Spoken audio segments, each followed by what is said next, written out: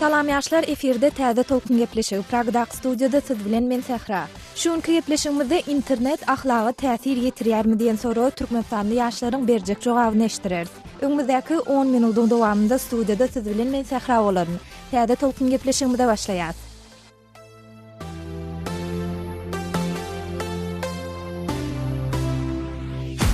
I want you to know that it's our time. You and me bleed the same light. I want you to know that I'm all yours. You and me run the same course. I'm slipping down a chain reaction. And here I go, here I go, here I go, go. And once again I'm yours in fractions. It takes me down, pulls me down, pulls me down low.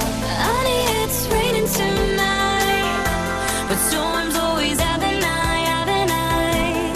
Tell me you're covered tonight, or tell me lies, tell me lies. I want you to know that it's our time.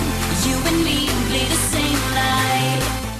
Internet bilime pozitiv, ahlaga negativ täsir edýär diýip Pew Barlow merkeziniň täze raportynda bellenýär. Bu merkeziň täze hatawatyna ötüp barýan 32 ýurtda tehnologiýanyň ulanýyşyna syn edilýär. Ýakyna ýaýradylan bu raportda beýleki meseleler bilen bir hatarda ýurtdaky internet we mobil telefon işçiligine, şeýle-de internetiň jemgyýete ýetirýän täsirleri barada halkyň garaýşlaryna baha berilýär. 2014-nji ýylyň mart aýynyň 17-si bilen iýun aýynyň 5-i aralygyna geçirilen derňewler 32 ýurtdan jemi 36.619 adam bilen geçirilen interview esasynda taýýarlandy.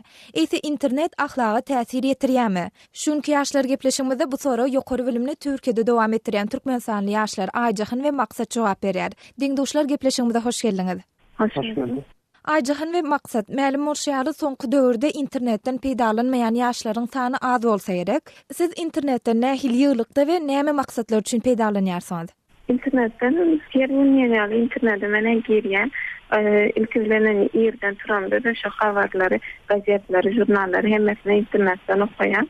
Bundan näşerde de maillerimi seredýän berdäki okuda okan ýerinde hem muallimlerin özleri öýüşleri bolsa, näme habar bolsa mail arkaly uradýarlar. Çünki men 24 saat internetim açyk bolmaly, okman girip hem täbir muallimler ertel tapyş saatda dermi saatda näme ýazýarlar. Hem de habardar bolmak üçin okman internet bolaýmaly şu wagtda urdy. Ana Aýjahyn esasan okuw üçin ulanýan, ýagny okuw bilen baglanşykly meselelerde ulanýan ýa-da diýeli soňky ýyllarda sosial ulanmalar bar, sosial saytlar bar. Olardan hem peýdalanmak üçin ulanýanmy? Ulanýan bolsaň nä derejede?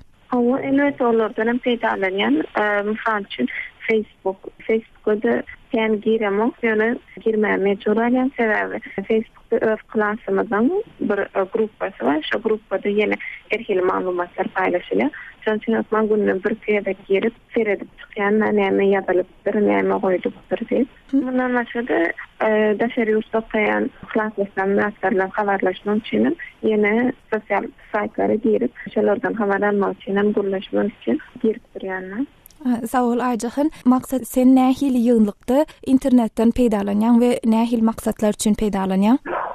Şu aýşýar internetde dersler için ya da haberler için, sosyal dünya için emesiyonlanıyor interneti. Indi maksat häl hem belläp geçişmýärli Pew Barlow merkezining täze raportynda internet bilime pozitiv, ahlagda negativ täsir edýär diýip bellenýär. Indi sen pikiriňçe umuman bilime zady goşmasak, internet ahlaga täsir ýetirýärmi? Ahlak täsir ýetirir, ýani ahlak bozuk bolsa eger internet bolmasa da bozulur ahlak. Çünkü adam özüne baglanmaz. Aýdýar internet halkyň ahlagyny bozar diýip. Sen pikiriňçe dogrumy şu? Men pikiriňçe dogry ýöne olur internete seredip tekrarları etjek bolmaly. Çünkü internetde her zada inansan, bolmaz, yalan da var, içinde doğru da var. Indi maksat şunu sorasam, internet ahlaga belli bir derejede täsir ýetirýär diýdiň. Indi şu ýetirýänini nämelerde görüp bolýar, nähili ýagdaýlarda görüp bolýar? Mesela şu internet erkeli erotik videolar var, o var, bu var. Yaşlar da onu görüp ya da erkeli giyim modaları var. Yaşlar da onu görüp onu edecek olabilir. Şunun için de yani edecek olayan da var, olmayan da var. Onun için de her zaman edecek olmamalı değil. Ajahan sen pikiriňçe umuman aýdymyzda internet ahlaga täsir etdirýärmi? İnternet ahlagy bozayan diýsek ýalňyş bolar ýöne elbetde. Niyeti var adamy kömek etýär ahlagyny hasam bozulmasyna diýsek has dogry boljak-da. Sebebi yani internet doğrudan adamın ahlakyny bozayan diýsek ýalňyş adamyň eger içinde şol niyet bar bolsa internet bolmasa da her hili ahlaky bozular. Ýöne täsir edýän bolup biler. O dönem için misal için internette bir zat koyya ya da misal için bir aydımsı bir zat diye bir kile eşikliye paylaşya. Şonu yemek için koyarlık deredi da bu beylediktir. Bu adamlarım şona mengecek oluyor. Birine mengecek olun. Şol sebeple tesir ediyen olma mümkün.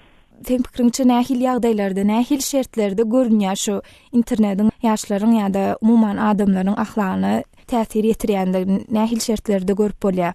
Misal için mesela yurtta okuyan Türkmen talipleri var. Yani Türkmenler aydanında. Misal için Rus aydımçıları ya da İngilizce mesela barda ve suratı düşerlerde ellerine piva yani içiler bilen. Şonu seredi.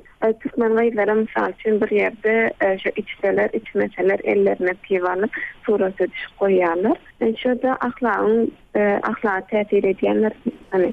Sen pikiriňçe gyýdlaryň meselem şu barda ýa-da disko barlarda şeýle ellerine alkogolly içkili suraty düşmekleri ahlak taýdyn negativ alamatyny aňladýarmy?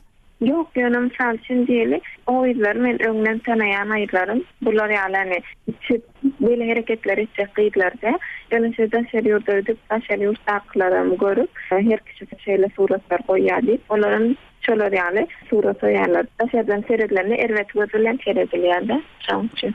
Ajahan maksat, yani ikiňizden belläp geçdiňiz, internet ahlagy belli bir derejede täsir ýetirýär diýdiňiz ikiňizden. Emma şol wagtynda biz Wkontaktedaky sahypamyzda okuyjylarymyzdan internet ahlagy täsir ýetirýärmi diýip soradyk. Internet ahlagy täsir ýetirýär diýen okuyjylarymyz sesleriň 49,14 göterimini emele getiripdir. İnternet ahlagy täsir ýetirenok diýen okuyjylarymyz sesleriň 55,16 göterimini emele getiripdir. Ýagny okuyjylarymyzyň aglawaty internet ahlagy täsir ýetirenok diýär. Siz muňa nähil araýaňyz? Yani diýjek bolýanym, sizde täsir ýetirýär diýdiňiz ýöne okuyjylarymyzyň aglawaty hem täsir ýetirenok diýipdirler. Siziň muňa garaşyňyz nähili? Elbette 51 ölçemi dünýäni okuwdan üçin peýdalanýan bolýar. Men ýöne ahlagy täsir ýetirýär diýenimizde Rukman has erwet saýdyny ýöne biraz bolsa-da internet arkaly adamyň ahlagy üskep bilýänligini sebäpli täsir ýetirýär diýdim. Belki olar kiçik zatlary däl, uly zatlary seredýänlikleri üçin täsir ýetiren diýen bolup bilmekleri mümkin.